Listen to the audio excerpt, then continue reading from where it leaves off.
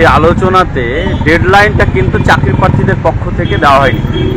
আমরা চাইছিলাম শীঘ্র নোটিফিকেশান, তারা সময় নিয়ে বললেন যে সেটা 31শে জানুয়ারি বা 1 ফেব্রুয়ারি আগে তার আগে নিয়োগের ব্যাপারে পদক্ষেপ নেবেন। এখন যেহেতু তারা নিজেরা মানে কারা এখানে মাননীয় চেয়ারম্যান নিজে উপস্থিত ছিলেন, মাননীয় যিনি প্রিন্সিপাল সেক্রেটারি মহাশয় মনিজুল স্যার উনি উপস্থিত ছিলেন, মাননীয় শিক্ষামন্ত্রী উপস্থিত ছিলেন, তাদের পক্ষ থেকেই আমাদেরকে স্পষ্টরূপে জানানো হয় যে মাসখানেক সময়ের মধ্যেই অর্থাৎ 1 ফেব্রুয়ারির আগেই আমাদের নিয়োগ সংক্রান্ত বিষয়ে পরিষ্কার পদক্ষেপ গ্রহণ করা হবে। এখন আমরা দেখতে চাই যে আর মাত্র 20টা দিন হাতে সময় আছে, এই সময়ের মধ্যে তারা কি পদক্ষেপ দিচ্ছেন।